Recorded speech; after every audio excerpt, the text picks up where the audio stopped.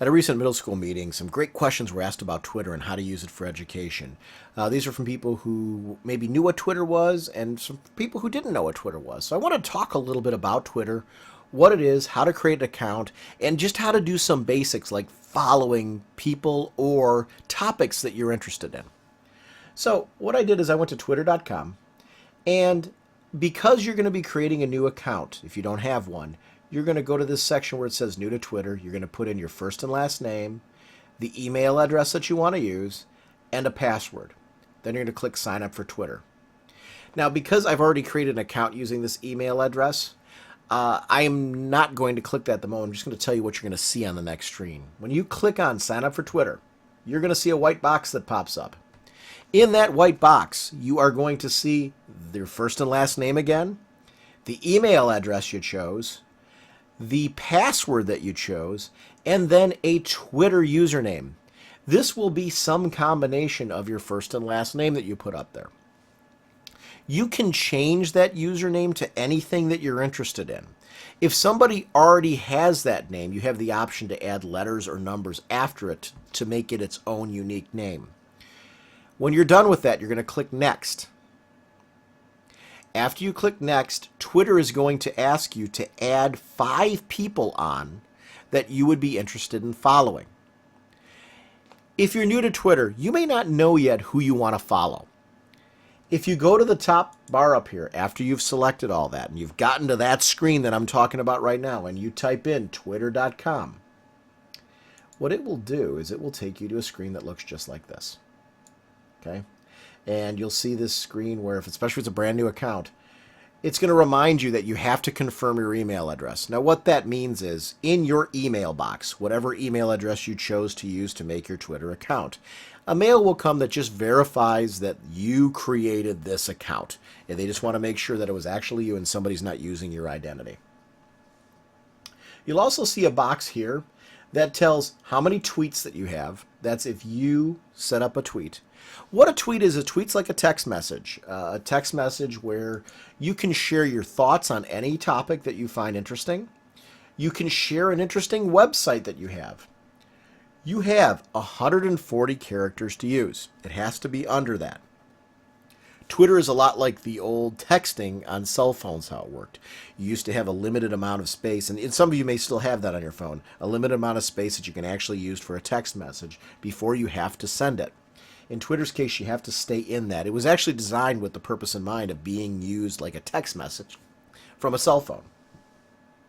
It will tell me here how many I'm following. It will tell me anybody who's following me.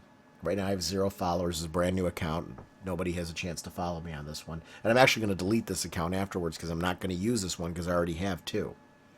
But I'm going to click on where it says right now, following. And you're going to see a list of everyone that I'm currently following. From that screen where you click following, you have the option to unfollow anybody that you have on here. So like Education Week. This is America's education newspaper. Let's say I thought this was going to be really great. It was going to connect me some topics and articles that I was interested in. But I found that maybe it was too high or too low level-wise to what I'm currently need for my classroom. Or the topics they were talking about didn't relate to me as an educator in my classroom. So I can go over here and just click unfollow. What'll happen is you'll see the icon there. Instead of this blue following that's already there, it changed to the Twitter icon and the word follow. I'm no longer following Education Week. I will not see tweets from Education Week. When I click the home button up here, over on this screen that I was mentioning here, there is always a box. This is your home screen. It will show your box again. But over here on the right are tweets. These are going to be tweets from anyone that you're following. When you first create your account, you won't have any tweets in there unless you have followed somebody or some organization. But for the purposes of today, I started following people relating to our school district and then different education topics. I click the home button again. That's your best friend. It'll take you right back to the screen. When you get to the home button, up at the top here, you're going to see this search area. This is where I can start finding people that are that I'm interested in following. Let's try, for example, West Geauga. I'm going to click on West Geauga. And things are going to pop up First of all, like the West Geauga High School and West Geauga Baseball. But if I scroll down, there's also going to be people that are talking about West Geauga. And these might be people that I want to follow. So as I'm scrolling down, I'm going to click on those. I'm going to click on Chesterland News just for an example. Now, when I see Chesterland News, this is what all of the Twitter screens are going to look like when you click on them. All I did to get this, I saw Chesterland News, clicked on that, this popped up. It showed me the name, a little bit about it, where it's located, how many tweets, how many followers, and how many that they're following. It'll also tell anybody that I'm currently following that is also following the Chesterland News. That's really helpful if you want to put together a list of things that you might have in common with other people. You can also down here see current tweets, the last 4 tweets from the Chesterland News, and decide if those are for you. If it is, you're just going to click the follow button. If you click it and then you read it again, you're like, you know what, I really don't want to follow this. From that same screen, just click the unfollow button, and you'll see it's no longer blue. I'm no longer following the Chesterland News. I'm going to leave it there for now. Click X. I'm going to scroll back up, and I'm also going to do a search for education. Okay, and you can get as specific as you want to. And you'll start to see things pop up here. Skype Classroom, and I keep scrolling down. This box will pop here. Education Week. I have the chance to follow that again because it sees that that's education related. I'm not following it. I'll keep scrolling down, and it will just show me like Teach Thought.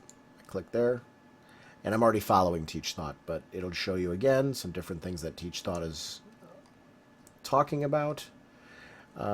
This is anybody that's talking about education or related to education. U.S. News Education, let me click on that. Okay, and this is showing me some education articles. I want to follow that. Click X. I'm going to scroll back up to the top, and I'm going to click Home. And you'll see that my tweets page over here has changed now. I've got some new articles that are in there.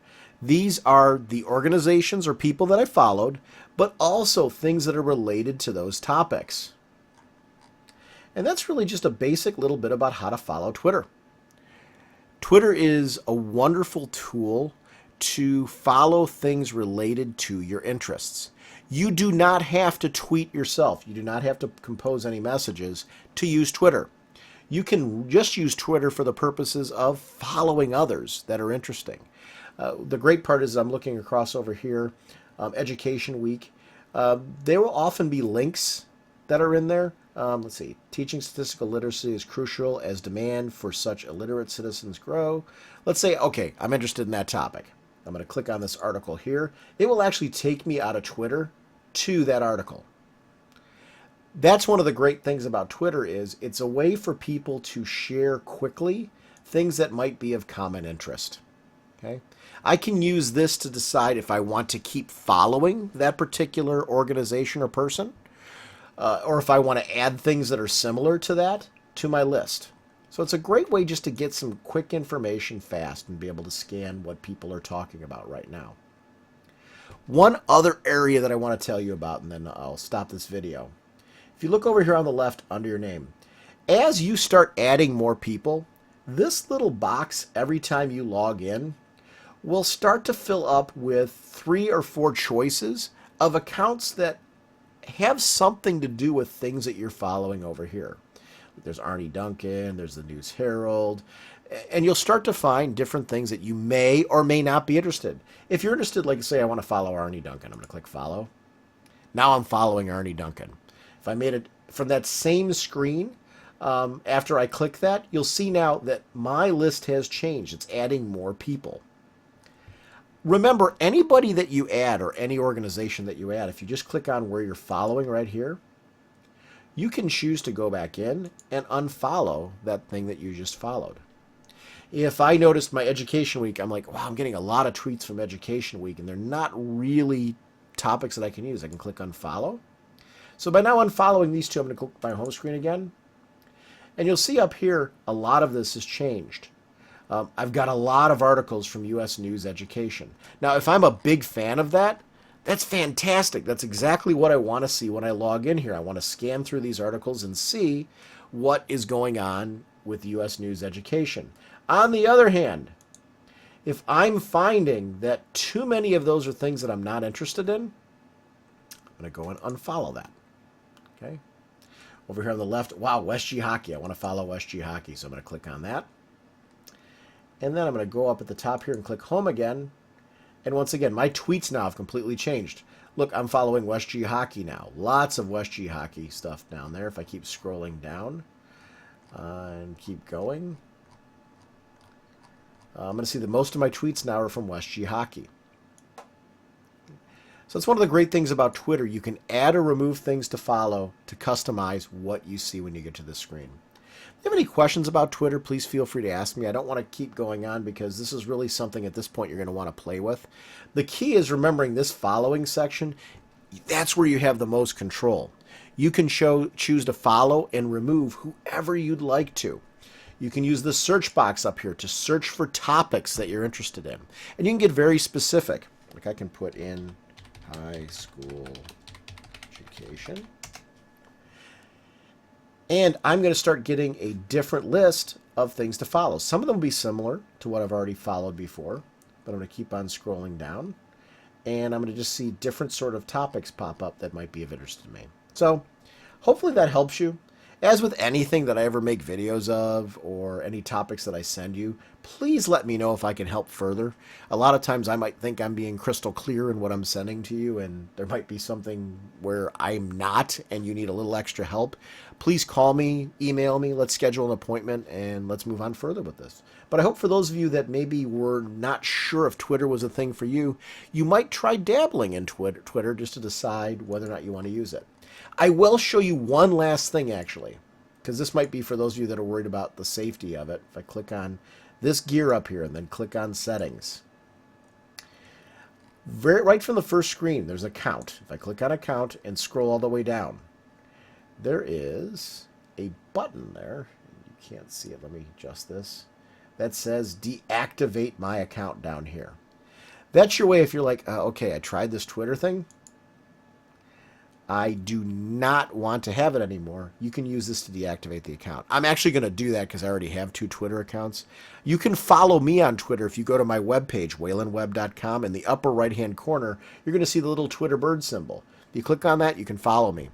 You don't have to follow me to read my tweets, but that's just kind of a great way to find me if you want to do that. I always update when I update my webpage, or I put out new newsletters for the staff, or if I find an interesting website, I tweet all of that out. So I'll click deactivate the account.